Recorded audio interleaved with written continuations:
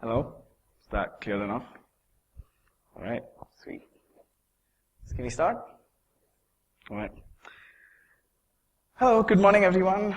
Welcome to this talk about how we do DNSSEC at Mozilla. My name is Shyam. I work with the IT team. We're about a team of 60 people, out of which about 20 are desktop, the rest are all systems and other stuff. So in case, just a little introduction about Mozilla, most of you already know it. We're the makers of Firefox. We're about second or third in the market with about 450 million users. The second and third keeps flapping with Chrome over the last couple of months. That is also coincidentally the number of DNS queries we handle per day, 450 to 500 million, on about 3 public name servers that we have. So what we'll go through, I think this is okay.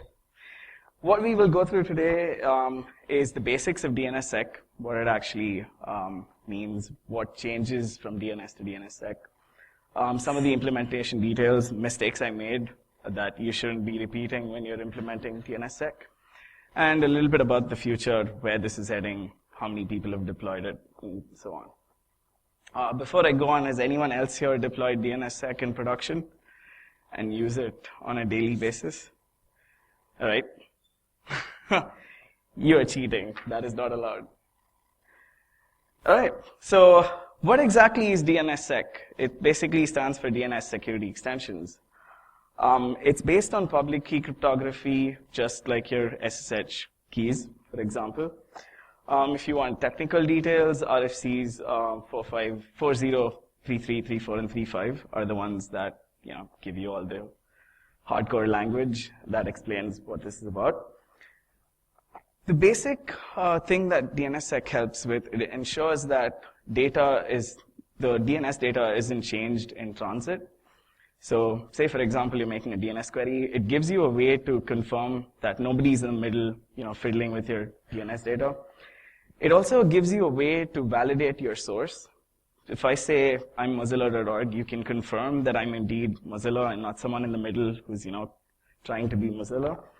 It also does something called authenticated denial of existence, which means, say I don't have a domain configured in DNS. It gives you a way to confirm that this domain is not configured at Mozilla or does not exist. The reason why this was needed was DNS was not created for today's world. There have been a lot of security holes, a lot of attacks, man-in-the-middle stuff that happens with DNS, and DNSSEC, in simple terms, is meant to help prevent all of that. It does not stop denial of service attacks against DNS, which that's one of the common misconceptions. That still needs to be mitigated in different ways. So what exactly is new? So RFC 4034 lists these 4 new record types. The first is a DNSKEY record. What this basically is, in simple analogy, is like your SSH public key. That's all. It's a public key, and that's it, nothing else. A DS record is a delegation signer record. We'll just keep it as DS. It's easier to explain that way. All it is a hash of the DNSKEY record. It's either a SHA-1 or a SHA-256 hash of the DNSKEY record. And it also has something called a key tag. So every time you generate a key, there's a unique key tag. It could be something like 51365. It just helps the software identify the keys faster. If you have a large number of keys on your system, instead of going and searching through all of them, it checks the key tag, checks the hash, and it's easier for it to identify keys. NSEC is what provides authenticated denial of existence. I think it stands for Next Secure, NSEC. I will not go into too much detail here because it's pretty confusing. But NSEC was a little insecure in the way that that had to be mitigated, so they brought in NSEC 3. And if I have some time at the end, and if someone really wants to know, I'll try to explain that. And I'd like to look at the RRSIG record as the glue that holds all of this together. Every record, like DNSKEY, has an RRSIG. That's the signature. That's the actual cryptographic signature. And the biggest difference in terms of running DNS servers and stuff from DNS and DNSSEC is you need to make sure your time is synced because the RRSIG record has something called an inception time and an expiry time. So your signatures expire, and so on. So moving on to the key part of this, you've got keys. Since it's public key cryptography, you've got private keys, public keys. You keep the private keys and you distribute the public keys and use that to verify stuff. Now, while in theory you can do DNSSEC with just one set of keys, for operational reasons, people have done it, split it, and said, we will use one key to sign other keys, and we will use another key to sign zones. So key signing keys, that's why you have the KSK, or the key signing key. The job of this is to only sign other keys. It does not sign zones. It does not do anything else. And zone signing keys actually sign your entire zone. So if you have a record, the zone signing key is what goes through signed zones. Key tag, as I already explained, is a simple, whatever, 5-6 digit integer that identifies your key. There are very many algorithms to generate keys. The most commonly used one is, I think, RSA, SHA-1, NSEC 3. The other procedure that's interesting with DNSSEC is something called as rollovers.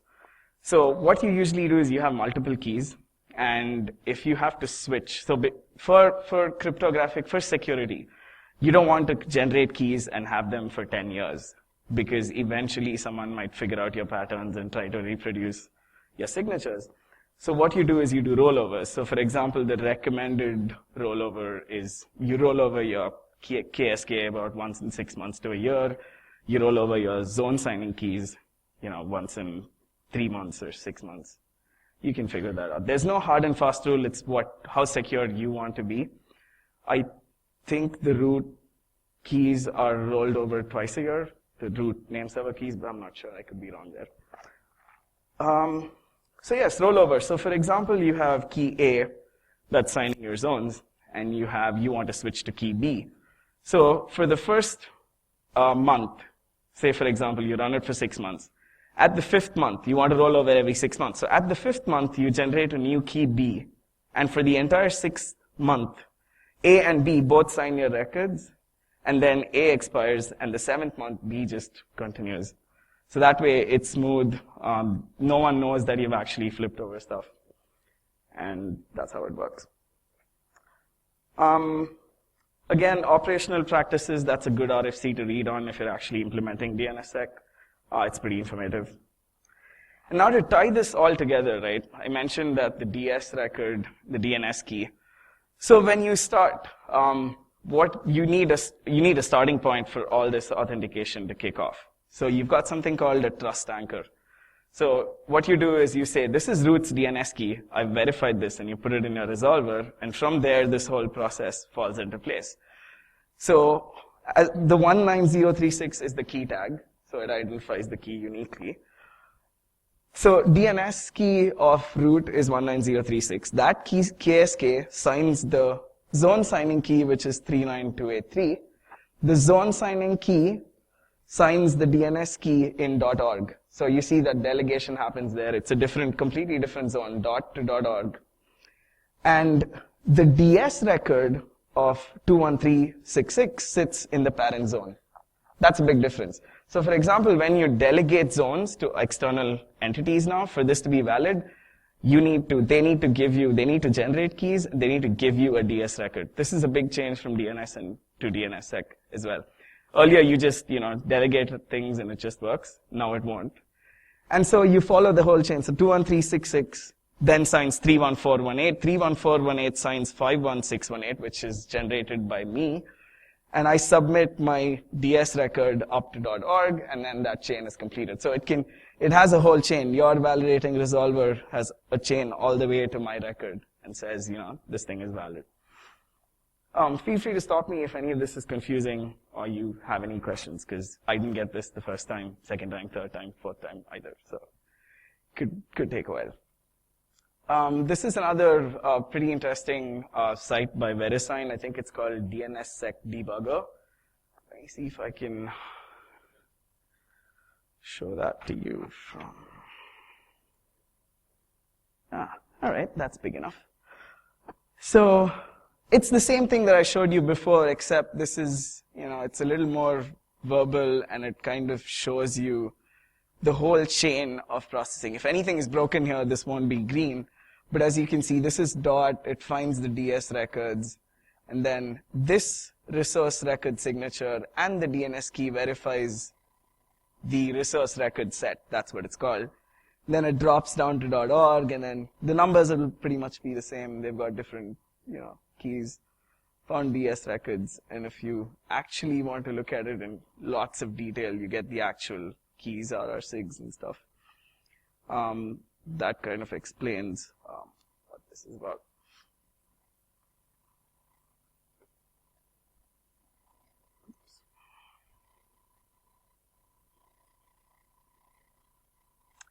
All right, moving on. This is what, if I'll do a little demo later, but this is what an actual output from dig looks like. That's actually the zone name, Mozilla.org. This is what a DNS key record looks like. That's the TTL. This is all stuff that we know about already. The 257 there means it's a key signing key. 256 means that's a zone signing key. Now the only difference between these two keys is a single bit that's set to differentiate a zone signing key and a key signing key.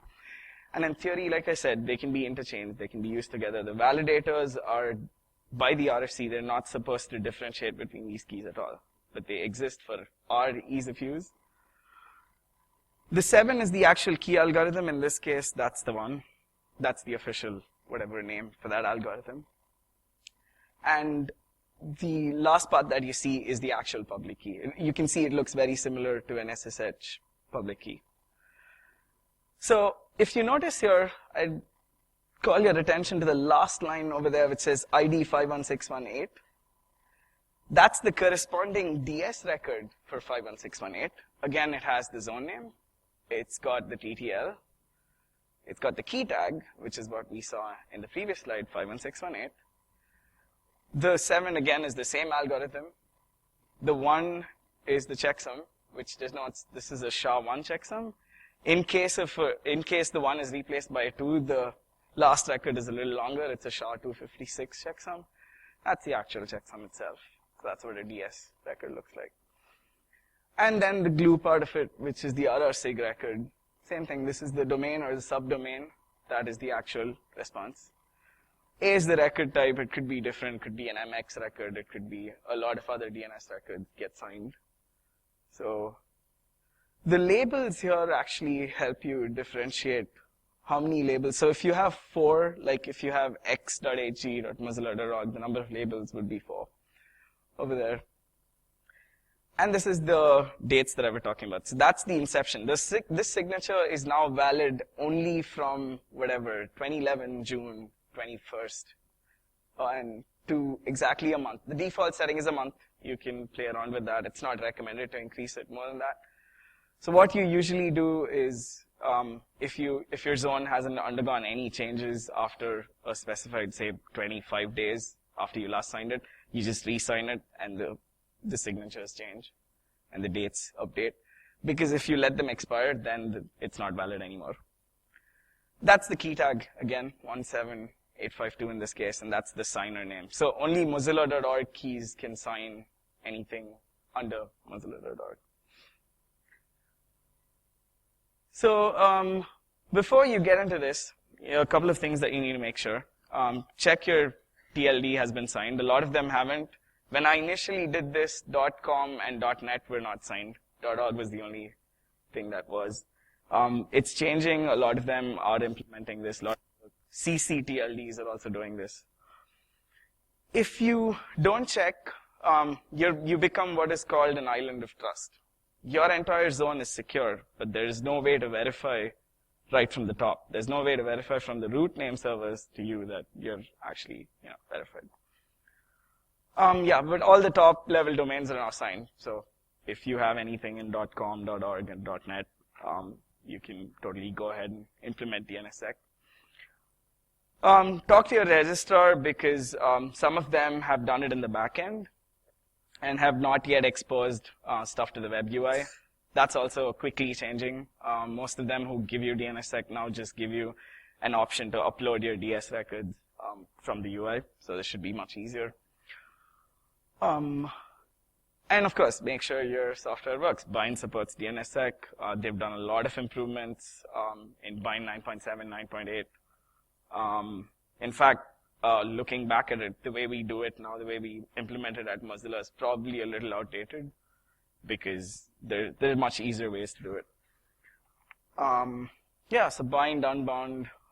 There's also a signing software called OpenDNSSEC, which manages your keys. You write up a configuration file, it's all automatic. Generates keys, rolls over keys, does everything for you. So, and of course, if you're really brave, you could write your own signer, but that's a lot of work. So this is the setup we have. It's fairly simple. DNS configs go into source control, 3 public name servers, pull them down. The only change now is we have a signer in there, which then pulls the configs and puts them back. And so the name servers are able to serve those signed configs. Some simple commands. DNSSEC keygen is what generates the keys. If you specify a -f KSK, it becomes a key signing key. Otherwise, it's pretty much a zone signing key by default. So, like I said, DNSSEC has a lot to do with times. So you can actually mess around. You can generate a key today and have it activate 2 years down the line. You can have it expire 2 years down the line or 6 months. You can play with all those values. So you can have a set of like 20 keys and you can have it programmed to kick in and go out of service for the foreseeable future. And then of course sign zone is the one that actually does all the hard work and actually signs it. -s makes it is a smart setting, so it just looks, you just give it a key directory, it figures out what your keys are, what zones it can sign, and then goes ahead and does that. That's what an example output looks like. It fetches the zone signing key signing key, verifies, and then, you know, as you can see, we have like 2 zone signing keys. One is standby, so it's not active right now. So only it just gets signed by one. And that's about the only changes you need to make to bind to actually make this work. Pretty much 2 lines of enable, and then you can just, you know, change it to the sign zone and you're done. Bind then starts serving signed zones for you to process.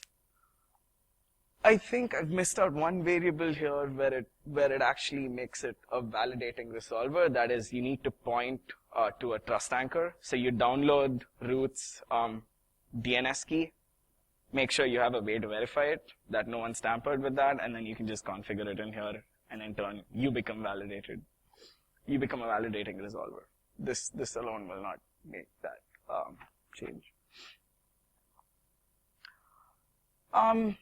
Some of the steps we did was pretty much simple. Upgrade bind, because the versions we were running back then didn't support DNSSEC.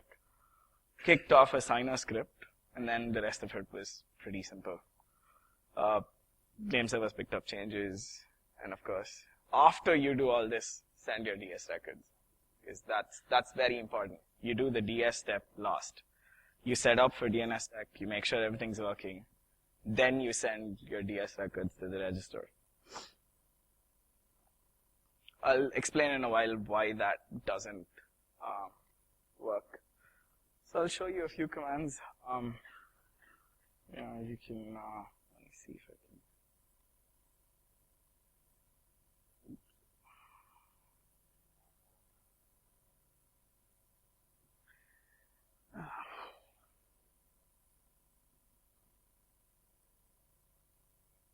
Is that big enough at the back?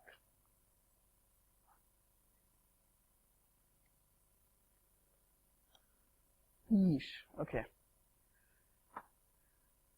I hope you haven't blocked. So as you can see, this name server that we're running in the conference is not a DNSSEC enabled name server. You just get a normal response. Although we did set a DNSSEC flag. Let me see if it passes through. I don't think.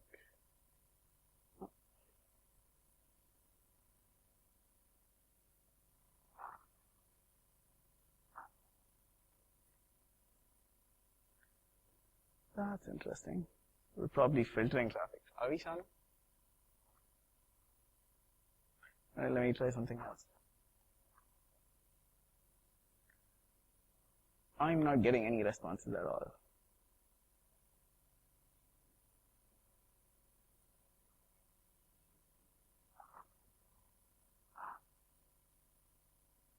Nope, doesn't work.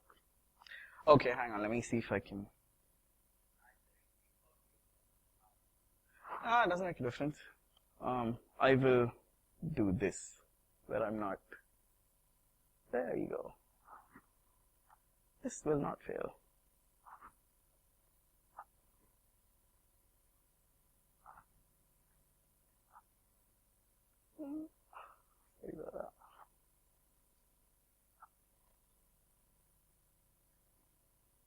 Bam. So that's what an expected output looks like. As you can see, this is the A record. This is the corresponding RR research record signature for this A record. And then you've got an authority section corresponding signature record for this. And then you've got additional sections, 3 name servers, 3 RRSIGs. So, for example, you can look at the DNSKEY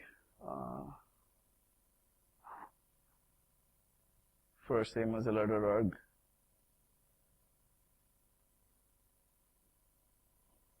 Right. Let me switch this to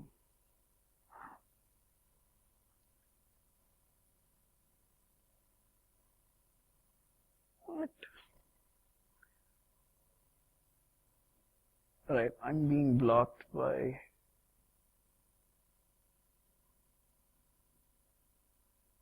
alright, let me see.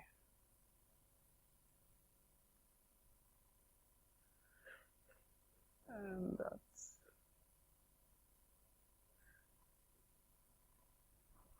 alright, I'm gonna skip that because I'm being blocked and stuff.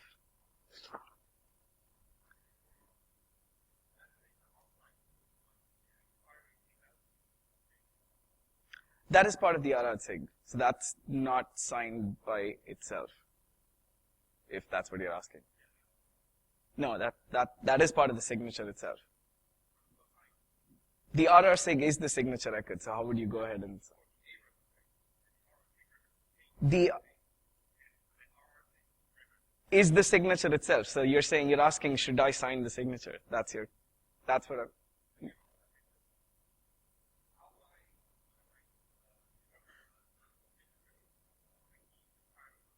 Because you've got the dates on that, and you can validate that signature that follows the record. Or am I misunderstanding you entirely? Because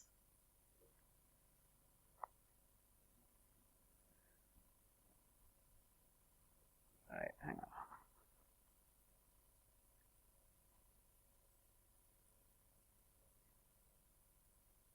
Alright, let's take that example. Yeah.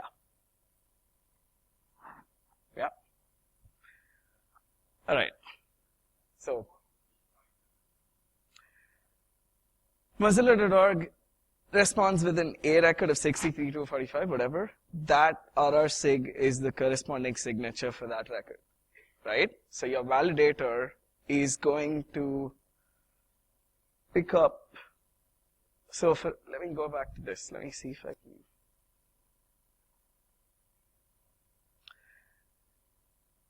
This one's going to help you understand that better. Alright, there you go.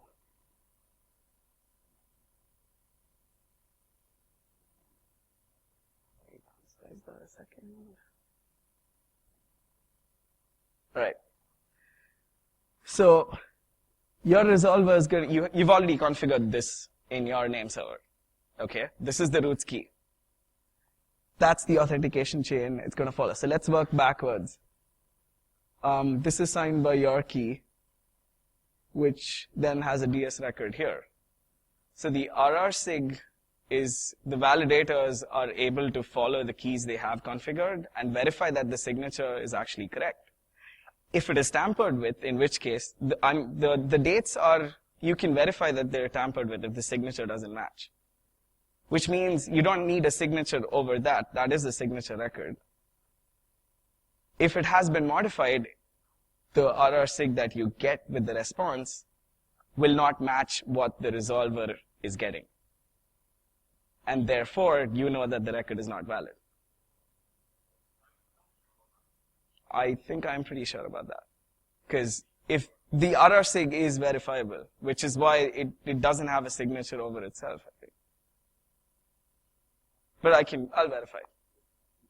I'll check again to make it sure. So this is another tool by the Sandia National Labs called DNSWiz. Again, it's a great way to actually look at how the whole process works. You have, again, the roots DNSKEY gives you more information. I'm unfortunately not able to see that from here. So, it gives the root DNSKEY. There are two. They always have multiple spares. This is the current one. The DS record of .org is here and, in the root. So this is verified. Then it falls down to .org, this whole section, where it passes down. This key signs our key, and so verifies the whole chain down that way. So things you need to be absolutely aware of. Your keys are everything, so you have to protect them.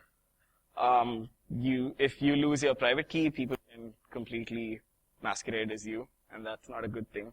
Of course, they'll have to do other things before they do that, but it's still possible. Make sure you have a backup plan.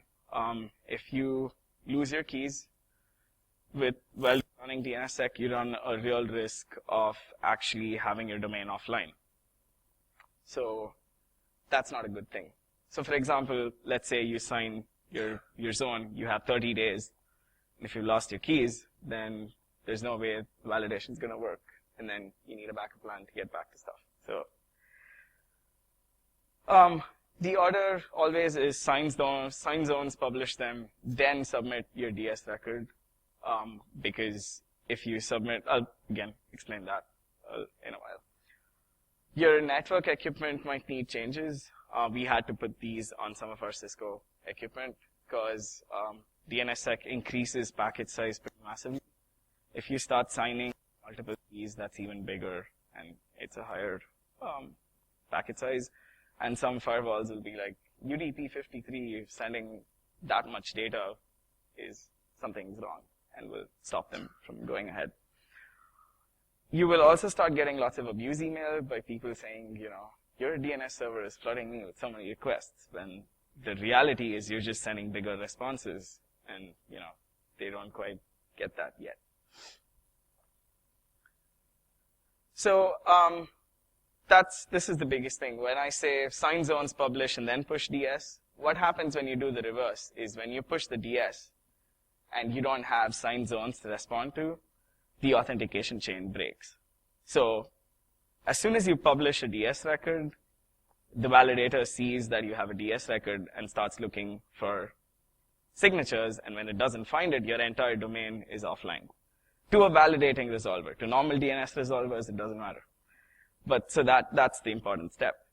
If you push the DS first to your parent zone and you don't have signed records, you're in trouble because your zone will certainly not be available to anyone who uses the validating resolvers.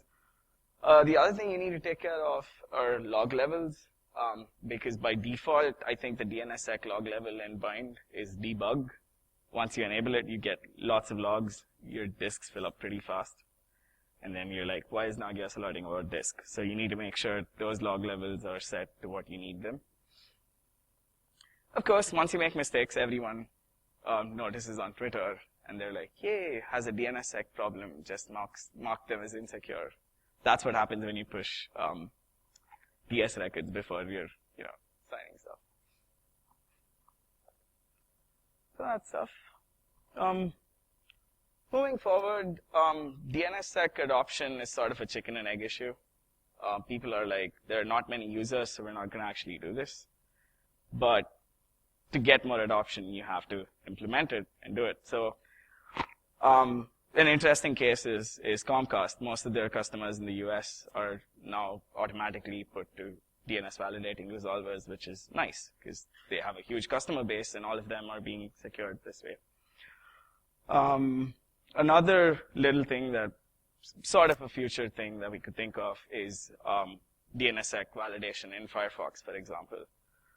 Firefox will not update itself if it can't validate. I mean, this is just a theory in my head. It's nowhere close to implementation, but a possible option. Some of the graphs that we have, this was taken yesterday, 1 hour from one single name server. Normal DNS query is about 250,000. DNSSEC about, barely touching 200. And that's how it's been since we've implemented it for almost a year and a half, 2 years now. So, as you can see, the scale is really nothing. I mean, nobody really is asking for DNSSEC queries yet. This is the worldwide adoption since the whole thing started back in Jan 2006. There's a good site called SecSpider. It crawls the internet, finds out how many people have signed, and the big bumps that you see there are .org, .com, and .net being signed. But we've still got a long way to go, and to get there. So I'll end here. I think we've got like 5 minutes for questions, and there's some Firefox swag as well for you guys. So probably Ben can come down here and hand out some stuff. But if you have any questions, feel free to ask. Go on. Oh, you mean amount of traffic? Yeah, so my question was whether you have stats on the traffic. I'm going to have to go with the network guys for that, but I don't think we've seen any significant increase after DNSSEC. Not really. But for example, when you're in the middle of a rollover, your packet sizes, because you're signed with 2 keys, and your packet sizes increase enough for Cisco and other equipment to notice and flag it as suspicious traffic. So I don't have the exact numbers on that.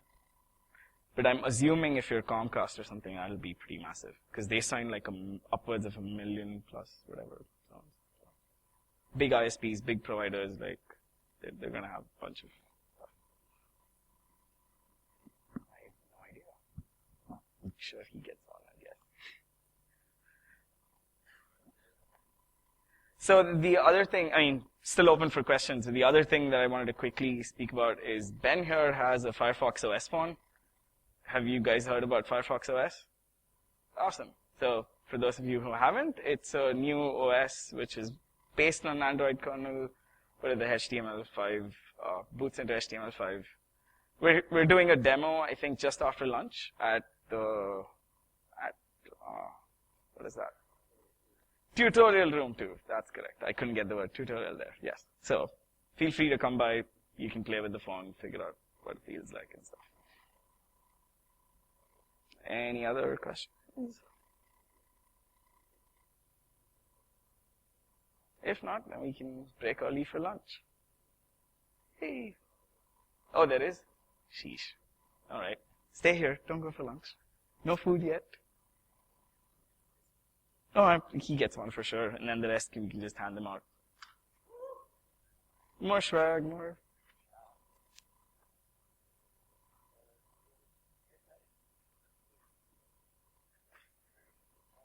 That was a good one. That was the last Excel, I guess.